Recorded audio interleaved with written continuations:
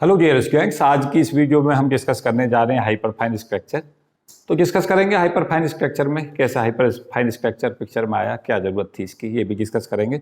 साथ साथ कुछ इसके बेसिक फंडामेंटल कंसेप्ट डिस्कस करूंगा और कुछ 4-5 कंसेप्ट इसके ऐसे डिस्कस करूंगा जो कॉम्पिटिटिव दुनिया में पूछे जाते हैं। कोशिश करूंगा कि लास्ट में जैसे ये लेक्चर ख़त्म करूँ तो प्रोफेसर राजकुमार सर की जो रेफरेंस है उससे 4 प्रॉब्लम्स हैं जो उन्होंने न्यूमेरिकल क्वेश्चन सॉल्व कराए, उन्हें डिस्कस कर दूँ इसी वीडियो में, क्योंकि सभी जानते हैं जो पेपर आता है आज की डेट में वो अप्लाई जाता है। और ये सभी वीडियो कंपटीशंस को ध्यान में रखते हुए डिस्कस की जा रही हैं कि बच्चों का जो कंपटीशंस है उसका ज़्यादा कंटेंट कवर हो जाए और उन्हें थोड़ा बेसिक फंडामेंटल कंसेप्ट भी क्लियर हो जाए। तो इसी को दृष्टिगत रखते हुए कुछ इंपॉर्टेंट बातें मैं बता रहा हूँ। पॉयली ने जो 1924 में कहा कि जो हमारा न्यूक्लियस होता है उस न्यूक्लियस का न्यूक्लियर स्पिन होती है और न्यूक्लियर स्पिन के साथ साथ उसका न्यूक्लियर स्पिन जो न्यूक्लियर स्पिन के कारण एंगुलर मोमेंटम होता है। तो पॉयली का कहना यह था कि आई जो उसका रहता है ये हम कहते हैं न्यूक्लियर एंगुलर मोमेंटम, या हम इसे न्यूक्लियर स्पिन एंगुलर मोमेंटम भी कह सकते हैं क्योंकि ये पैदा हो रहा है न्यूक्लियर स्पिन के कारण। बेसिकली जिन्होंने सेल मॉडल को पढ़ा है और सेल मॉडल को पढ़ने के अलावा समझा है वो बहुत महत्वपूर्ण है। वो ये कहते हैं कि जिनका फॉर्म में जो है न्यूक्लियनों की संख्या होती है ए बराबर 4n, means total number of nucleons 4 से अगर डिवाइड है उनकी सबकी न्यूक्लियर स्पिन जो 0 होती है। अगर ए बराबर 4n है, ए बराबर 4n का मतलब like 2He4, like carbon 612, like oxygen 816, ये सब ऐसे हैं जिनकी न्यूक्लियर स्पिन जो है 0 होती है। न्यूक्लियर स्पिन का मतलब ये होता है कि इन्होंने क्लोज सेल बना ली। 4 के इंटीजर मल्टीपल में क्या हुआ, हीलियम फॉर्मेशन हुआ। तो क्या हुआ, 2 न्यूक्लियॉन अपवर्ड स्पिन के साथ और 2 न्यूक्लियॉन डाउनवर्ड स्पिन के साथ अटैच होंगे तो टोटल स्पिन 0 बना लेंगे। तो जितने भी 4n के इंटीजर मल्टीपल होते हैं, जितने भी न्यूक्लियस 4n का मतलब क्या हुआ, जिनमें न्यूट्रॉन प्लस प्रोटॉन का सम या तो 4 हो या 8 हो या 12 हो या 16 हो या 20 हो या 24 हो, ये बेसिकली अंदर हीलियम स्ट्रक्चर का फॉर्मेशन कर लेते हैं। और कर क्यों लेते हैं, स्टेबिलिटी के कारण। दुनिया का हर सिस्टम कोशिश करता है, नेचुरल टेंडेंसी है सबकी स्टेबलाइज होने की। अगर हमें न्यूक्लियर स्पिन से ही सब कुछ तय करना हो कि कौन सा पार्टिकल ज़्यादा स्टेबल रहेगा, कौन सा जो न्यूक्लियस है कम स्टेबल रहेगा, पार्टिकल से मेरा मतलब है न्यूक्लियस से है, तो जिनकी न्यूक्लियर स्पिन ज़्यादा होंगी वो स्टेबिलिटी उनकी कम होगी और जिनकी न्यूक्लियर स्पिन 0 की तरफ टेंड करेंगी उनकी जो है स्टेबिलिटी ज़्यादा होगी। क्योंकि बेसिकली क्या होता है, स्पिन जो होती है वो स्टेबिलिटी को घटाती है। क्यों घटाती है कि पर्टिकुलर अगर कोई पार्टिकल स्थिर अवस्था में है और एक स्पिन रख रहा है तो स्पिन क्या करेगा, उसे स्पिन एंगुलर मोमेंटम देगा। स्पिन के कारण पार्टिकल वहाँ से जहाँ पे है वहाँ से आगे जाने की कोशिश करेगा और जब वो आगे जाने की कोशिश करेगा तो स्टेबिलिटी अपने आप डिक्रीज करेगी। तो जो हमारे बड़े न्यूक्लियस भी होते हैं वो सदा पहले क्या करते हैं, हीलियम स्ट्रक्चर फॉर्म करने का प्रयास करते हैं, लेकिन क्या देखोगे हर बार हीलियम स्ट्रक्चर बन नहीं सकता। तुम मुझसे कहोगे सर हर बार क्यों नहीं बन सकता। सपोज कि आपसे कहा जाए कार्बन 613 है, इसकी न्यूक्लियर स्पिन बताओ, तो कई बार आपको पेन लगाने की जरूरत नहीं है, बहुत इजीली आप बता सकते हो। पहले 4 का इंटीजर मल्टीपल से काट लो, 4 के इंटीजर मल्टीपल से जब इसे कैंसिल आउट करोगे तो केवल एक न्यूक्लियन अनपेयर्ड रह जाएगा, उसके कारण न्यूक्लियर स्पिन हाफ ही होगी क्योंकि न्यूट्रॉन प्रोटॉन जो होते हैं उनकी स्पिन हाफ होती है, तो इसका आई जो होगा हाफ होगा। बात समझ में नहीं आई। जैसे तुमसे कहा जाए क्लोरीन है, क्लोरीन का 17, 35 और 37 है, तो मैं कुछ अच्छी चीजें सिखा रहा हूं, अगर सीख सको तो सीखो। क्लोरीन 17, 35 और 37 है, तो क्या करो, तुमने क्लोरीन 35 जैसे सपोज किया उठाया, तो इसमें क्या होगा, पहले 4 से इसे डिवाइड कर लो। जैसे आप इसे 4 से डिवाइड करोगे तो ये कितना बना, 8, तो एक तो अल्फा पार्टिकल बन गए इसके साथ और 3 अनपेयर्ड रह गए। 3 कहां बने, 32 के बाद 3 जो बचे वो अनपेयर्ड रहे और तुम्हें पता पैरेलल स्पिन रखते हैं एज फार एज पॉसिबल, तो 3 अगर वो पैरेलल स्पिन रखेंगे तो उनकी नेट स्पिन जो जुड़ जाएंगी तो 3/2 आई आ जाएगा यहाँ। आई की वैल्यू कितनी आ जाएगी? इस कंसेप्ट को सीख लो, इंपॉर्टेंट कंसेप्ट है। क्या सीख लो? कि जितने भी हमारे फॉरेन के न्यूक्लियाई हैं उनका न्यूक्लियर स्पिन जो है वो 0 होती है, और उसका मैंने केस बता ही दिया। और अगर न्यूक्लियर स्पिन 0 है तो यहां से आपको ये पता चलेगा, मैंने वहां एक्सप्रेशन लिखा है, आई की वैल्यू जो न्यूक्लियर स्पिन एंगुलर मोमेंटम है उसकी वैल्यू होती है √II + 1 h कट। आप कहोगे सर ये कंसेप्ट कहां से लिया गया? हमारी सिमेट्री सदा मदद करती है। सिमेट्री कैसे मदद करती है? स्पिन एंगुलर मोमेंटम की वैल्यू कितनी थी बच्चों? √SS + 1 h cut. एल की वैल्यू कितनी थी? √LL + 1 h cut. जे की वैल्यू कितनी थी? √JJ + 1 h cut. और आई कितना बन गया? √II + 1 h cut. ये न्यूक्लियर स्पिन क्वांटम नंबर है। दोनों में अंतर को क्लियर कर लो। ये न्यूक्लियर स्पिन क्वांटम नंबर है, ये न्यूक्लियर स्पिन है, एक ही बात है। Qn तो हम क्वांटम नंबर उसके साथ अटैच कर देते हैं। आई है न्यूक्लियर स्पिन है। जे किससे मिलकर बना है? यहाँ अगर आप इसको समझ रहे हो तो यहाँ स्पिन मोशन कंसीडर्ड है, यहाँ ऑर्बिटल मोशन कंसीडर्ड है, यहाँ इन दोनों के इंटरेक्शन से आया है। और आई हमारा सेपरेट है लेकिन न्यूक्लियस के लिए है। बात समझ नहीं पाए? हमारी फिजिक्स कैसे जाती है उसकी फिर से सिमेट्री है। देखो सिमेट्री कैसे जाती है। देखो एक चीज मैं बताऊं, एक समय पर आपको पता चलेगा कि अगर हमें बहुत अच्छा फिजिक्स सीखना है तो हमें डायग्राम्स क्लियर हो, और दूसरा ये हो सिमेट्री हमें क्लियर हो। ऑर्बिटल मोशन है तो एल है, स्पिन मोशन है तो एस है, अगर स्पिन ऑर्बिट इंटरेक्शन है तो जे है, और जे और आई का इंटरेक्शन है तो हाइपरफाइन है।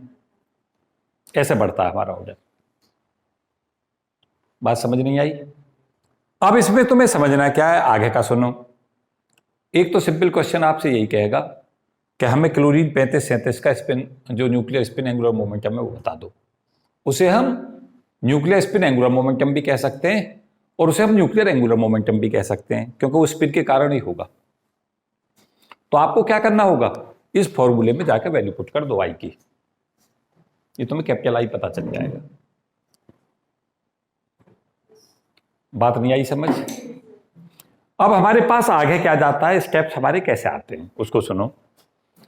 आगे स्टेप ये होता है कि हम सिमेट्री हद को हमारा साथ कैसा साथ देती है कि जब हम μL/L निकालते हैं तो यहां पे हम लिखते हैं GLE/2m इलेक्ट्रॉन के लिए। जब हम μS/S निकालते हैं, ये दोनों वेक्टर क्वांटिटी है, जब हम μS/S निकालते हैं ये वैल्यू आती है GSE/2m। अब आप कहोगे सर ये m क्या है? यह मास ऑफ इलेक्ट्रॉन है। GL लैंगेज फैक्टर है ऑर्बिटल मोशन को, GS है क्या? Lande factor for spin motion, E electronic charge और m। अब न्यूक्लियस में होगा क्या? न्यूक्लियस में जो है मास इलेक्ट्रॉन का नहीं चलेगा, मास किसका आ जाएगा यहां। अब इसकी सिमेट्री से बताना, जब तुम सिमेट्री देखो कितनी मदद करती है, तुम μJ/J लेके चलते हो तो यहां से आ जाता है GE/2m। इसको कहते हैं लैंगेज फैक्टर। भूल गए क्या? इसे जीजे कह दो। लैंगेज फैक्टर किससे बनता है? ऑर्बिटल और स्पिन मोशन दोनों आ जाती हैं। अब तुम सिमेट्री नहीं देख रहे हो। अगर आपको सिमेट्री की चीजें क्लियर होती जाती हैं तो आपकी फिजिक्स बहुत इजी होने लगती है। देखो सिमेट्री कितना हमें आसान कर रही है। ऑर्बिटल मोशन E/2m या लैंगेज फैक्टर ऑर्बिटल का, या स्पिन का, या टोटल का। और जब तुम्हें मैं स्टार क्या नाम है कौन सा इफेक्ट पढ़ा रहा था, जीमान इफेक्ट, तो वहां तुम्हें यह बताया था कि इस एक्सप्रेशन में ये दोनों खुद समाये हुए हैं। अब हमारी सिमेट्री हमसे कहेगी क्या? अब हमारी सिमेट्री कहेगी भाई μI/I चाहिए। अब हमें क्या? न्यूक्लियर मैग्नेटिक मूवमेंट और ये तो न्यूक्लियर मैग्नेटिक मोमेंट हो गया, और ये क्या हो गया, न्यूक्लियर एंगुलर मोमेंटम। इनकी वैल्यू अगर हमने, एक चीज और बता दूं, जब मॉग लगा दिया ना तो यहां साइन नहीं लोगे। अब मॉग लगाने का मतलब ये हुआ कि अब प्लस ही लेना है, अगर माइनस भी बन रहा है तो प्लस ही लेना है, मॉड कभी भी नेगेटिव नहीं होता।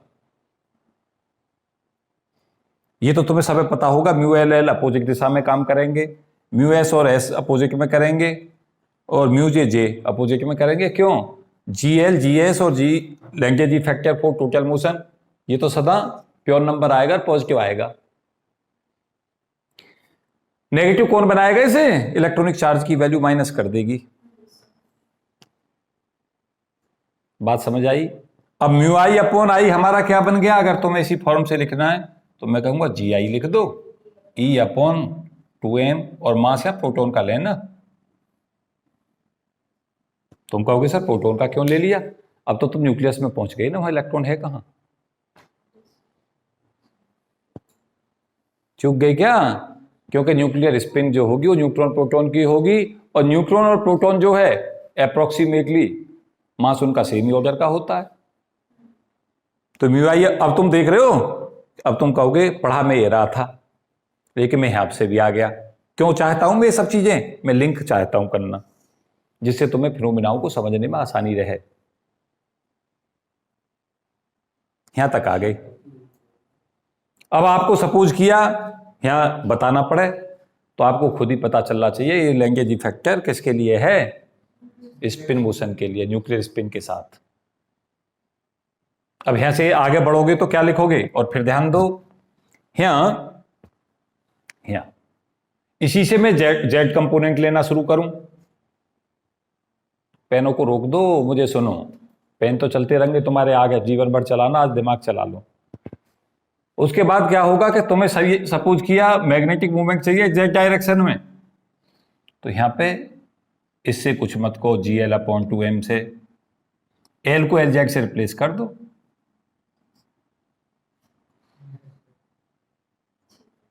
अब ये मैग्नेटिक मूवमेंट ऑर्बिटल मोशन के कारण जेड कंपोनेंट आ गया उसका। सिमेट्री कितना आनंद दे रही है। और तुम्हें बाद में ये पता चलेगा कि हम 4 रिजल्ट याद कर रहे थे, फालतू की मेहनत कर रहे थे। एक ही रिजल्ट 4 बना देगा। नहीं बनने? कितने तो आसान है। और 4 से फिर 8 बन जाएंगे।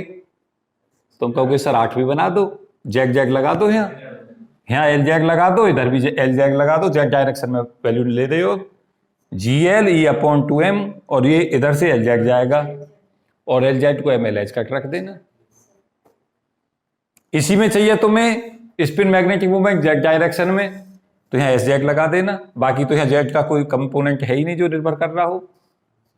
यहां से एस जेड को एम एस एच कट कर देना। फिर तुम यहां से चलोगे, इस जे को इधर ले जाना, जेड में जाओ तो जेड लगा दो, इधर भी जेड लगा दो, जे जेड को एम जे एच कट कर दो। और अब यहां आओगे, इसमें भी जेड लगा दो, जेड कंपोनेंट। जेड लगाते मीन जेड कंपोनेंट, ये तो टोटल बात है। जेड दिशा में क्या होगा? जेड जैसे ही आएगा स्पेस क्वांटाइजेशन कवर कर देगा। जेड कंपोनेंट जब एल जेड की value M L H cut होती है, एस जेड की value M S H cut होती है, जे जेड की value M J H cut होती है, और तुम्हारा यहां आई जेड की value M I H cut हो जाएगी। तो ये रिजल्ट तुम्हें 4 से 8 पर पहुंच गए। नहीं पहुंचे? अब 8 से 12 पर पहुंचाता हूं। यहां एम एल की वैल्यू माइनस एल से प्लस एल जाएगी, 2l प्लस 1 वैल्यूज। यहां एम एस की वैल्यू माइनस एस से लेकर प्लस एस तक जाएगी, 2s प्लस 1 वैल्यूज। यहां एम जे की वैल्यू माइनस जे से प्लस जे तक जाएगी, 2j प्लस 1 वैल्यूज। और यहां आई जेड से एम आई आएगा तो एम आई की वैल्यू माइनस आई से प्लस आई तक जाएगी, 2i प्लस 1 वैल्यूज। 4 ये हो गए 12 रिजल्ट। और 12 रिजल्टों पे ये समझ लो ये सारी कहानी खत्म हो जाती है। सारी कहानी ये थी, अगर सीख रहे हो तो। और चार कहानी फिर से जुड़ेंगी, 12 से 16 पे जाते हैं। कैसे लाते हैं? एल अलग गया, अभी अगर एल अलग गया तो टोटल एल जाने का मतलब है केवल आप ऑर्बिटल मोशन की बात कर रहे हो।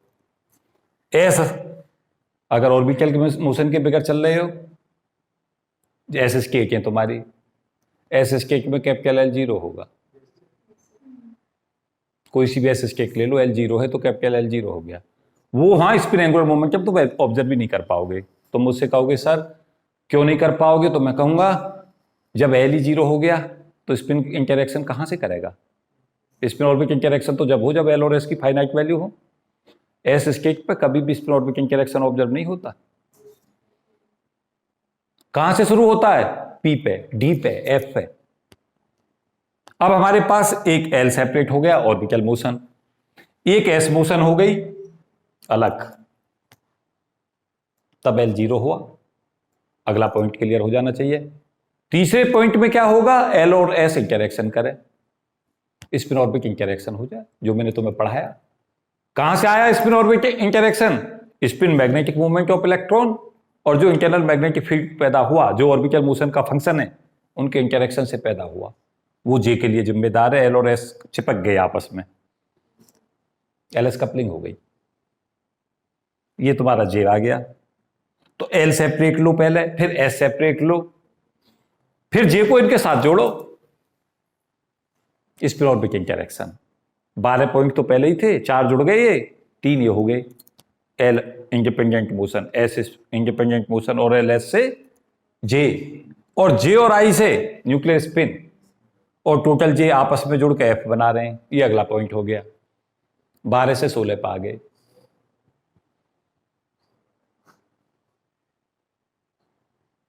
और अगर तुम्हारे दिमाग में ये चीजें पिक्चराइज होनी शुरू हो गई तो फिर एटॉमिक में कुछ बचा ही ना है ही क्या, फिर तो गुड़ा बहा गए ये सब। अब सिलेक्शन रूल शुरू हो गए। तुम कहोगे सर यहां सिलेक्शन रूल भी समझाओ। मैंने एक चीज तुमसे कही थी कि फिजिक्स इतनी ब्यूटीफुल है कि उसे तुम जल करके पढ़ते हो। जल करने की जरूरत थोड़ी होती है, बिल्कुल भी नहीं होती। कुछ ही चीज हमें पता होनी चाहिए, उसके बाद तो आगे की चीजें खुद पता चलती हैं। पता चला पहली बार ऐसा हो रहा है जहां हम हाइपरफाइन में ये डिस्कस कर रहे हैं कि इलेक्ट्रॉनिक प्रॉपर्टी और न्यूक्लियर की प्रॉपर्टी आपस में इंटरेक्शन करती हैं। और तुम्हें क्या सिखा रहा हूं? अभी तक ये कह रहे थे कि एटॉमिक और न्यूक्लियर प्रॉपर्टी को आपस में कोई इंटरेक्शन नहीं है। हाइपरफाइन से आया है पहली बार। तुम कहोगे ये एल एस और जे किसके लिए चल रहे थे? मैं कहूंगा इलेक्ट्रॉन के लिए चल रहे थे। अब न्यूक्लियस में घुस गए। ये यहां से एल एस जे जो आया था, ये हमारे एटॉमिक इलेक्ट्रॉन की प्रॉपर्टी से मिला था, और न्यूक्लियर स्पिन न्यूक्लियस की प्रॉपर्टी से आया था। तो हाइपरफाइन स्ट्रक्चर जो है उसमें एटॉमिक न्यूक्लियर प्रॉपर्टी दोनों समाहित हैं। अगर ये नहीं सीख रहे तो कुछ फिजिक्स नहीं आई तुम्हें। तुम वहां रखते हो जहां रखने की जरूरत नहीं होती, और जहां रखने की जरूरत होती है वहां समझने का प्रयास करते हो। जिंदगी दोनों के कॉम्बिनेशन से चलती है। हमें कुछ रिजल्ट तो बिल्कुल रखने ही नहीं होते। सिमेट्री पकड़ लें, जैसे सिमेट्री पकड़ेंगे अपने आप आ जाएगा। अब 16 रिजल्ट से 20वां रिजल्ट पे पहुंचाता हूं तुम्हें। 16 से 20 तक कैसे पहुंचाऊं? मुझे इनके सबके सिलेक्शन रूल चाहिए। नहीं चाहिए क्या? ऑर्बिटल मोशन का अलग सिलेक्शन रूल चाहिए, स्पिन का अलग चाहिए, जे का अलग चाहिए, और आई का अलग चाहिए, सबका चाहिए। अब सिलेक्शन रूल ये कहेंगे कि अगर ऊपर पहुंचा किसी स्टेट में, जो कि तुमने कई बार जबरदस्ती भेजते हो देखने को कभी क्या हो रहा अंदर, तुम्हारा अपना स्वार्थ है, सिस्टम को कैसे पता करो, तो परटर्ब करते हो, इसलिए क्वांटम मैकेनिक्स पिक्चर में आ जाती है। एक चीज तुम्हें पता चल जानी चाहिए कि इससे ब्यूटीफुल फिजिक्स इसलिए नहीं हो सकती कुछ भी कि ये सब एच कट जहां भी लग रहे हैं वो सब क्वांटम मैकेनिक्स है।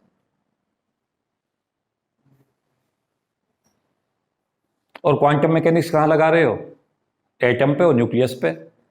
और जो ये कहेगी, जिस हिसाब से ये कहेगी उस हिसाब से रिजल्ट आ रहे हैं। तो सल्यूट किसको करो? क्वांटम को।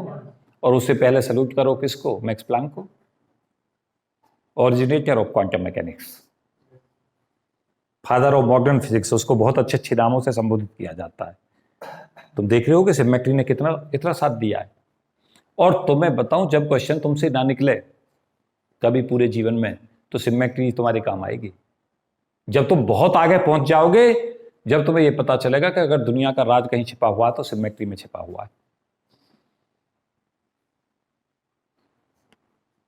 सिमेट्री एक ऐसा बड़ा कंसेप्ट है कि तुम्हें यह पता चलेगा कि सिमेट्रिकल जो कंसेप्ट है वो दुनिया को सबसे ज्यादा प्रभावित करता है। सिमेट्री बहुत लाइक करती है नेचर। एक वक्त आता है नेचर लव सिमेट्री, प्रकृति को सिमेट्री पसंद है, और सिमेट्री कहीं ना कहीं इक्वलिटी में आ जाएगी। और बाद में तुम्हें पता चला सारा का सारा सिमेट्री और इक्वलिटी में पूरी दुनिया चली जाती है, क्योंकि ये शब्द हैं तो छोटे से, लेकिन बहुत बड़े वाइड प्रोस्पेक्ट छिपाए बैठे हैं।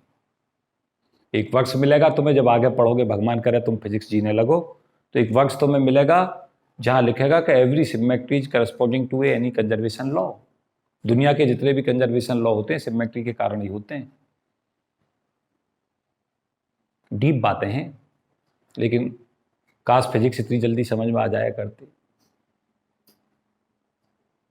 मोर एंड मोर यू नो, और thereafter you see that you know very little.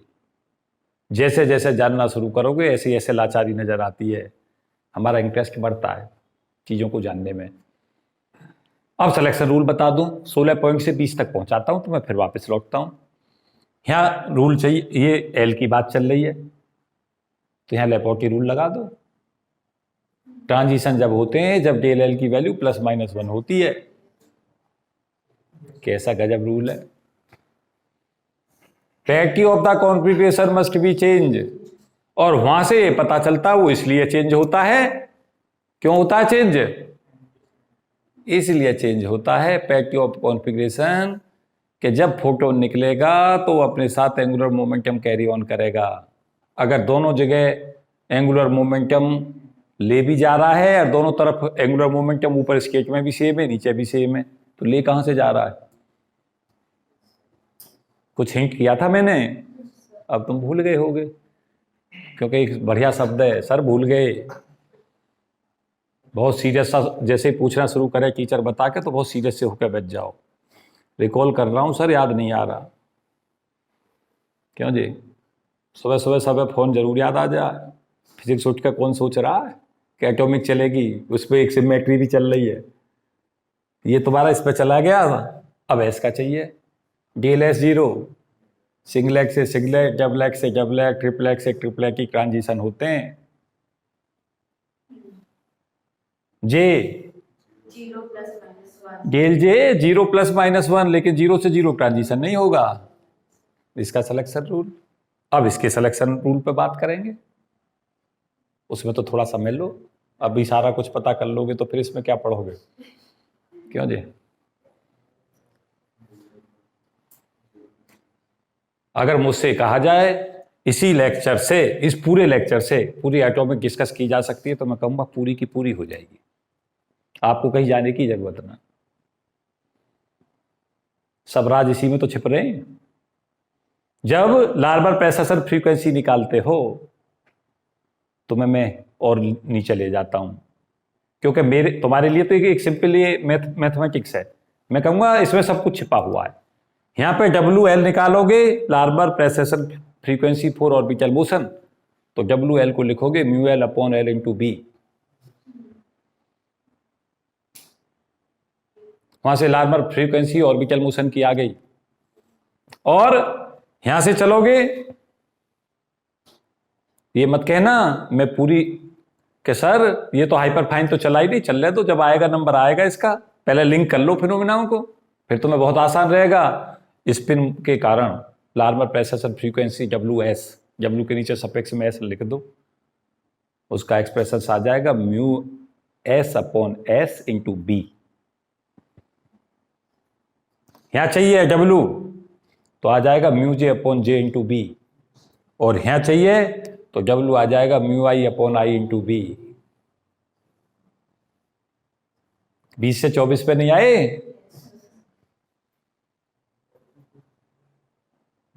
कहां सो रहे हो सारे? 4 रिजल्ट तुम्हारे लिए, 4 रिजल्ट है, मैं तुम्हें कह रहा हूं इसमें सारी एटॉमिक निपटा लो, तुम सारी आ जाएगी थोड़ी देर में। आगे देखो, एनर्जी चेंज 24 से कहां पहुंचते हैं? 28 पे। 28 पे तुम्हें कहोगे क्या कुछ बचेगा सर? सब यहीं आ जाएंगे थोड़ी देर में। ब्रह्मा विष्णु महेश सब बुला लो यहीं। इन्हीं एक्सप्रेशन से पूरी एटॉमिक कैसे विस्तार होती है ये सिखा रहा हूं तुम्हें, सीखो। अब एनर्जी बदलाव होंगे, क्या ले आओ? मैग्नेटिक फील्ड लगा दो। जैसे ही मैग्नेटिक फील्ड लगाना शुरू करोगे तो जो फ्रीक्वेंसी थी लार्मर प्रेसेशन फ्रीक्वेंसी, उसकी वैल्यू LZ के साथ इंटरेक्ट करेगी। W बराबर mu L upon L into B और LZ बराबर MLH कट। पूरा नॉर्मल जीमान इफेक्ट खत्म। W बराबर mu J upon J into B और JZ बराबर MJH कट। पूरा एनामोलस जीमान इफेक्ट खत्म। अब ऑर्बिटल और स्पिन मोशन को मैग्नेटिक फील्ड लगा दिया तुमने ज्यादा, ऑर्बिटल को अलग क्वांटाइज कर दो, स्पिन को अलग क्वांटाइज कर दो, पास्चन बैक खत्म। तो क्या सीख रहे हो? सब कुछ इनमें ही तो छिपा पड़ा है, सब इसी में छिपा पड़ा है। अब तुम्हारे रिजल्ट सारे अगर ऐसे ही कर लोगे तो फिर ये लेक्चर भी खत्म करना है, क्योंकि थोड़ी देर बाद क्या कहोगे, सर आज लेक्चर तो दिया पर पेज तो एक भी ना भरा। और हमें संतुष्टि पता क्या कर रही है, 28 में लाएंगे, 28 में लाएंगे। अभी क्यों चिंता कर रहा है, यहां से भी तो लाना है कुछ। क्यों जी? पेन वेनों को मत हिलाओ भाई, मुझे कैसी साइलेंस ही चाहिए।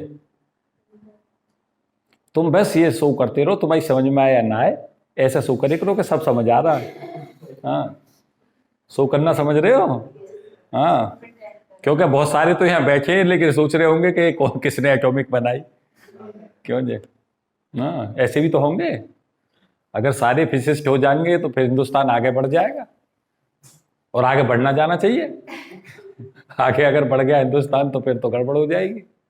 हाँ, तुम्हारा रोल कैसा देश के लिए आना चाहिए, क्यों आना चाहिए? क्यों जी?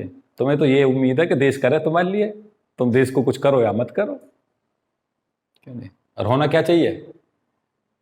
होना उसका रिवर्स चाहिए। तुम देश के लिए कुछ करो, देश अपने आप कुछ आगे बढ़ेगा, आगे बढ़ेगा तो तुम्हारे लिए भी कुछ ना कुछ होगा। अब बढ़ते हैं आगे, क्योंकि बहुत इंटरेस्टिंग टॉपिक बना दिया मैंने ये, अगर तुमने थोड़ी देर सोचा हो तो। हम जिनके एंटीना यहां नहीं है, स्टेशन नहीं पकड़ रहे हैं, सिग्नल वो जल्दी से पकड़ाएं। कुछ लोग खो गए हैं किसी दूसरी दुनिया में, सुबह सुबह सुबह सुबह ना खोएं, यहीं रहें। हमारे पास सिमेट्री हमसे क्या कहेगी उसको सुने। सिमेट्री हमसे ये कहेगी कि भाई हमें म्यू आई चाहिए। क्या? म्यू आई। एक चीज बता दूं, वहां नाम याद नहीं आता। ये म्यू एल क्या है? तो म्यू आती मैग्नेटिक मोमेंट लगा दो, एल लग जाए तो ऑर्बिटल लगा दो। यहां म्यू में आती मोमेंट तो लगा नहीं है, स्पिन लगा दो क्योंकि स्पिन की बात हो रही है। यहां टोटल मैग्नेटिक मोमेंट लगा दो, टोटल की बात हो रही है। यहां न्यूक्लियर स्पिन के कारण मैग्नेटिक मोमेंट कह दो। बहुत सारों को ये याद ना आता है कि इसका मतलब क्या था। आगे हमें क्या करना है उसे सुने। कहना है कि म्यू आई हमें चाहिए न्यूक्लियर मैग्नेटिक मोमेंट। क्या ऐसे निकालें बच्चों? जी आई ई अपॉन 2mp, और आई की जगह पे क्या रख दो। और एक बात याद रखना, देखो तुम्हें एक फटा सिखा रहा हूं, इस पे ऐसे लगा देना। ऐसे लगाते ही पता किससे बच जाओगे? जैसे ये ऊपर वेक्टर लग जाए तो समझो तुम यहां आ गए हो इस वाले पे, और ये न्यूक्लियर एंगुलर मोमेंटम है। और इसमें क्या अंतर है? जब आई पे क्या नहीं लगाओगे, वेक्टर नहीं लगाओगे तो न्यूक्लियर स्पिन है, क्योंकि न्यूक्लियर स्पिन से न्यूक्लियर एंगुलर मोमेंटम मीजर होता है, टोटल क्वांटम नंबर से टोटल एंगुलर मोमेंटम मीजर होता है, ऑर्बिटल क्वांटम नंबर से ऑर्बिटल एंगुलर मोमेंटम मीजर होता है, स्पिन क्वांटम नंबर से स्पिन एंगुलर मोमेंटम मीजर होता है। बात समझ आई? आगे बढ़ जाओ। अंडर रूट जी आई, और यहाँ एच कट नहीं लोगे, एच कट तो रह गया, under root I I H cut, ये यहाँ इधर से इधर गया ना, तो ये कितना बन गया हमारा, g I under root I I plus 1, और ये म्यू एन हो गया न्यूक्लियर, हाँ जी, न्यूक्लियर मैग्नेट्रॉन। एक होता बोर मैग्नेट्रॉन, बोर मैग्नेट्रॉन किसको कहते हैं, म्यू बी को, E H upon 4πm, mass of electron है, ई लगा दिया मैंने बोहर में, क्योंकि बोहर याद करने का फंडा सीख लो, बोहर का काम एटम पे और एटम में इलेक्ट्रॉन, तो मास ऑफ इलेक्ट्रॉन, और यहां म्यू एन किस पे, न्यूक्लियस की बात हो रही है, तो सीधा फॉर्मूला लिख दो, ई एच अपॉन 4πmp,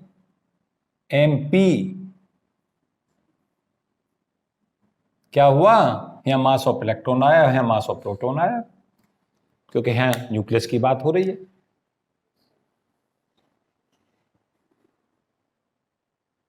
अब क्वेश्चन सुन लो, जी आई तो मैं दे देगा, आई दे देगा, आपसे म्यू आई पूछ लेगा, पुट कर देना, वैल्यू सॉल्व कर देना। क्या किया है तुमने, इसी एक्सप्रेशन को इसको इधर ले गए हो, और बाकी तो कुछ किया नहीं। अब जैसा आपसे कहता है कि 4 न्यूक्लियस दे दिए, ए बराबर 4n के कहा, इनके बताओ न्यूक्लियर मैग्नेटिक मोमेंट कितने आएंगे, सबके 0 कर देना, क्योंकि आई 0 होगा ए बराबर 4n का। अब भी नहीं आई बात समझ में? आपको म्यू आई दे दे, जी आई दे दे, म्यू एन पता हो तो आई निकल जाएगा न्यूक्लियर स्पिन। फायदे तो हैं इनके, जब भी तो पढ़ रहे हो, हर का चीज का फायदा है।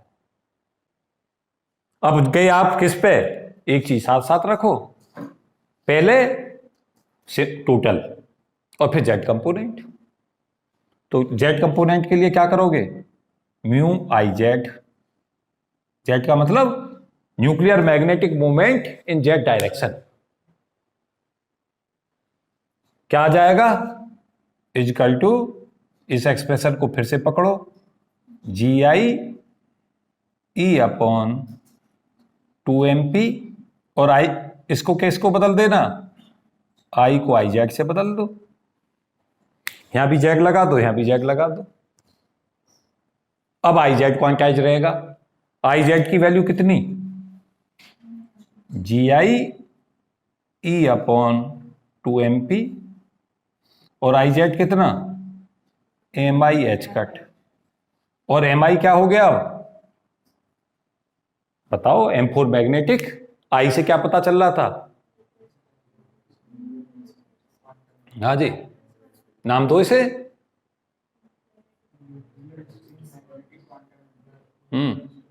मैग्नेटिक क्वांटम नंबर, बस इतना ही कह दोगे, yes, magnetic nuclear quantum number या magnetic nuclear spin quantum number, यही नाम दे सकते हो, क्योंकि आई में न्यूक्लियर स्पिन कंसीडर है, एम में मैग्नेटिक है, और क्वांटम नंबर पीछे लगा दो। मैं ना रखता इन्हें कुछ भी, और तुम्हें भी यही सिखा रहा हूं, रटो क्यों हो, बनाना सीख लो, फट से लिख दोगे, फिर जरूरत ही कहां रहेगी रटने की, रटो क्यों हो, M4 मैग्नेटिक, और जो यहां पर आ जाए उसी के हिसाब से उसका वो बना लो। पहुंचे बच्चों? और एम आई की वैल्यू कितनी, आई -1, और कहां तक जानी है ये, प्लस आई तक जानी है, तो 2mI जो कितनी वैल्यू रखेगा, इतनी रखेगा, mi की जो वैल्यू होंगी वो 2i+1 होंगी।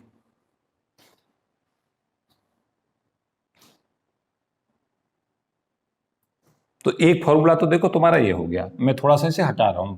बच्चे आजकल पता मुझसे क्यों दुखी हैं, ये दुखी हैं कि सर क्या करते हैं, गोला बहुत खींच देते हैं, तो मैं गोला ही ना खींच रहा, आज देखो एक ही खींचा मैंने बस। वैसे भी बता दूं, मुझे भी बाद में देख के लगता है कि मैंने यहाँ कुछ ज्यादा ही भसड़ मचा दी, है ना।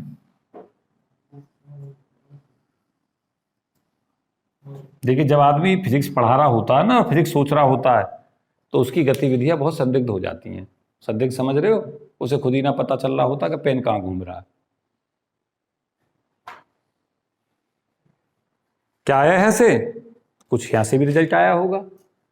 Mu I Z equal to g I M I और म्यू एन। और तुम्हें बता दूं, इसी रिजल्ट से मैं इसके सारों के रिजल्ट यहीं पे सिखा दूंगा तुम्हें कैसे लाओगे। तुमने कहा सर म्यू एल जेड बता दो क्या होगा, तो यहां जी एल ले आओ, यहां एम एल ले आओ, यहां म्यू बी ले आओ। कितना सिमेट्री सहारा देती है। एक रिजल्ट याद करो, बाकी के सारे याद आते चले जाते हैं। हम 80% चीजें अपने दिमाग में कूड़ा करकट बना के रखते हैं, नहीं तो पता चला जब पढ़ने चलते हैं तो कुछ ही काम की चीज होती है जो हमें चाहिए याद, अन्य बाकी तो सब वहीं पे ड्रॉ हो जाती हैं। अब ये मैंने क्यों लिखी? एक एस याद कर लिया तो सिमेट्री से ये लिख दो। जब एल जेड याद कर लो तो S Z, I Z, J Z सब बनाना उसी से सीख लो, फिर रखना ही कहां पड़ेगा, बहुत आसान हो जाएगा काम। पहुंचे बच्चों? ये इसमें स्पेस क्वांटाइजेशन समा गया। जैसे ही जैक लग जाए तो समझो स्पेस क्वांटाइजेशन उसके साथ छिप गया पूरा। ये कहां लगेगा फॉर्मूला? अगर तुम्हें याद हो ना, तो म्यू जे जेड में आया था जी जे एम जे और mu B.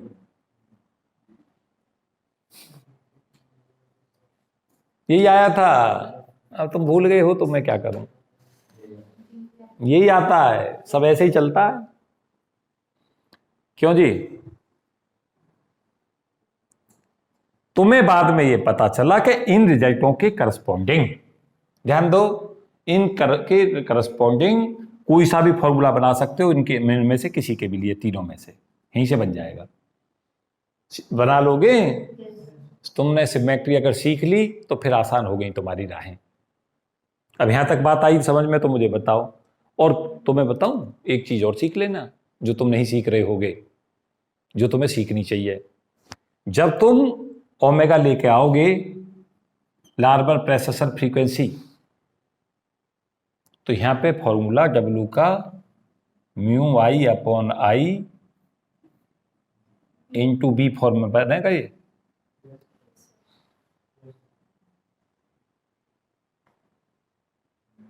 Mu L upon L into B कहां? ऑर्बिटल में। Mu S upon S into B कहां? ऐसे ही तो चलेगा। यहां एक चीज तुम सीखो, यहां पे लार्बर प्रेसेशन फ्रीक्वेंसी की वैल्यू कम हो गई। सुन लो, इसी चीज को सिखाने को तो मैं तुम्हें बता रहा हूं। इसको हाइपरफाइन क्यों कह रहे हैं? इससे एनर्जी में बदलाव तो होंगे लेकिन बहुत कम होंगे। पेनों को रोको और मुझे सुनो। जब यहां से आप चलोगे इस रिजल्ट में तो यहीं से सीख लो, चलो वहां की बात मत करो, तुम यहीं सीखो। ये वैल्यू फ्रीक्वेंसी इस पे इसके प्रोपोर्शनल है। मैंने एक वर्ड्स लगाए दे रहा हूं, प्रोपोर्शनल, इस पे तो निर्भर करेगी। तो ओमेगा की वैल्यू जब आपकी म्यू आई अपॉन आई के प्रोपोर्शनल गई, क्योंकि बी का तो हम रोल अभी देख ही नहीं रहे, तो यहां से तुम्हें पता चला 1 अपॉन एन पी आ रहा है, मास ऑफ प्रोटॉन। और प्रोटॉन बहुत हैवी है, किससे? इलेक्ट्रॉन से। तो ये वैल्यू बहुत कम हो गई, और ये वैल्यू से ही एनर्जी बदलाव आता है, क्योंकि वो ओमेगा के प्रोपोर्शनल होता है एनर्जी चेंज। जब आप डेल ई लेने जाओगे, देखो फिजिक्स को बोर होकर मत पढ़ो, मैं फिर कह रहा हूं, डेल ई लेके जाओगे तो ओमेगा आई और आई जेड लगाओगे, ये सिंपल थ्योरी लगेगी, यही तो लगाओगे। और ओमेगा जो तुम्हारा आया वो इसके प्रोपोर्शनल आया, और इसमें वैल्यू आई 1 अपॉन एमपी, तो ये वैल्यू कम हो गई। इसका तो प्रभाव उसी ऑर्डर का है आई जेड का, लेकिन अब ओमेगा कब रह गया? अब जब लार्बर प्रेसेशन फ्रीक्वेंसी कम हो गई तो एनर्जी बदलाव कम आएगा। एनर्जी बदलाव कम आएगा तो स्प्लिटिंग छोटी रहेगी, और स्प्लिटिंग छोटी रहेगी तो तभी तो हाइपरफाइन कह रहे हो, छोटा बदलाव है ये। कहाँ सो गए? जगे रहो। जो सो रहे थे वो जग जाएं। क्यों? अगर अब सोते रहे तो फिर मौका ही ना आएगा जगने का। ये लास्ट मौके हैं। एमएससी हो गई हैं, नौकरी की तलाश है। सीख गए? अब क्या करें? अब इसके एप्लीकेशन पोर्शन पर जाएं, सिलेक्शन रूल देखें इसका, और फिर क्वेश्चन देखें। आसान है काफी। मैंने थोड़ा ब्रॉड करके इसलिए पढ़ा दिया क्योंकि मैं चाह रहा था कि हाइपरफाइन की तुम्हें फिजिक्स पता चले कि हाइपरफाइन कैसा आया। 5 से 7 बातें फिर से तुम्हें बताऊं जो इसकी मेन बातें हैं। एल और एस ऑर्बिटल मोशन इलेक्ट्रॉन की हैं, उनसे टोटल बन रहा है। और जे ये तो एटॉमिक प्रॉपर्टी है, आई न्यूक्लियर स्पिन प्रॉपर्टी है, तो एटॉमिक न्यूक्लियर प्रॉपर्टी है ये। इससे हमें एफ बना है। और एफ जो है वो क्या कहलाता है? मैंने एक वर्ड्स लिखा होगा कहीं पे, बोर्ड पर तुम्हें मिलेगा कहीं पे, नहीं मिल रहा क्या? Total angular momentum spin, nuclear spin भी कंसीडर्ड है। ये टोटल एंगुलर मोमेंटम जे कौन सा था? न्यूक्लियर स्पिन नहीं थी इसमें कंसीडर, केवल ऑर्बिटल स्पिन मोशन इलेक्ट्रॉन के कारण आया था। और इस एफ में क्या हुआ? एफ में न्यूक्लियर और एटॉमिक दोनों प्रॉपर्टी आ गई। एटॉमिक प्रॉपर्टी ये आई और न्यूक्लियर प्रॉपर्टी ये आई। और हाइपरफाइन स्ट्रक्चर ये कहता है कि न्यूक्लियर और एटॉमिक प्रॉपर्टी भी आपस में इंटरेक्ट करती हैं। अगर ये सीखे तो बहुत सही दिशा में जा रहे हो तुम। अब तक क्या चल रहा था? अब तक सब कुछ एटॉमिक प्रॉपर्टी चल रही थी। न्यूक्लियर ने पार्टिसिपेट पहली बार कर दिया।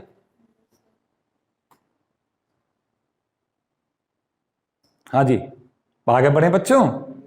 चलो तो यहां तक पहुंच गए तुम। यहां पे यही सिखा रहे थे तुम कि एफ की value L plus S plus I है। L plus S plus I बराबर एफ। वेक्टर कैलकुलस लगाइए, ऊपर वो लगा दिया। और एल प्लस ए है जे, तो एफ की वैल्यू जे प्लस आई है। एफ में बार बार बोलूंगा नहीं। टोटल एंगुलर मोमेंटम में कब? जब स्पिन भी कंसीडर हुई है। और एफ की वैल्यू यहां कहां से कहां तक जाएगी बच्चों?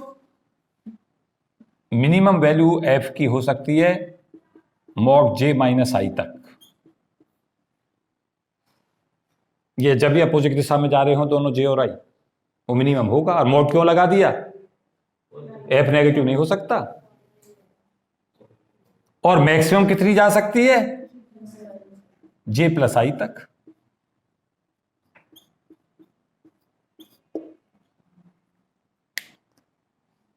ये मिनिमम और मैक्सिमम वैल्यू होंगी।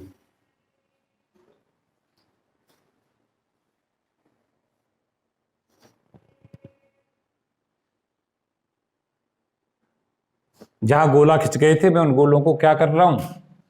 उन्हें रब करे दे रहा हूं। क्यों जी? गोले हमारी सिमेट्री को खराब कर रहे हैं। देखो ऐसे अच्छा लगता है, ऐसे क्यों लगता है अच्छा? ऐसे सिमेट्री मेंटेन है। ये लाइन बराबर रखो, ये इसमें रखो, बहुत अच्छा लगता है देखने में भी। तो ये सिमेट्री को लव कर रहे हो। यहां जैसे यहां खींचा था, इसको भी ब्रैकेट में कर दो, इसको भी कर दो, अच्छा लगेगा। क्यों जी? अब मैं बहुत ज्यादा सिमेट्री में करूंगा तो मेरा लेक्चर का क्या बनेगा? रब करूं इसे? कुछ पूछ लो।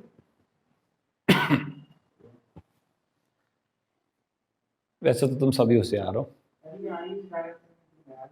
कहां दिखाता फिर? ये तो एक्सप्लेन करने के लिए उठा लिया, ये दिशा तो हमें वहां दिखी ना रही। बस ये तो ये बताने को है कि एल एस के इंटरेक्शन से जे बनता है और जे और आई के इंटरेक्शन से एफ बनता है। केवल ये बता रहा है ये। अब तुमने सपोज किया, क्या किया होता? एफ ऐसे दिखा, एल ऐसे दिखा दो, एस ऐसे दिखा दो, फिर आई ऐसे दिखा दो, तो फिर ऐसे जो ऐसे मिलाते उसे क्या फर्क पड़ रहा है? वो तो एक्सप्रेशन के तौर पे ही तो लेके चल रहे हो। जब यहां एफ की वैल्यू जे माइनस आई कर रहे हो तो ये कह रहे हो कि जे तो जा रहा है तुम्हारा ऐसे ऊपर को, आई ऐसे आ रहा है, क्योंकि ये तो वेक्टर क्वांटिटी है ना, चेंज होती है।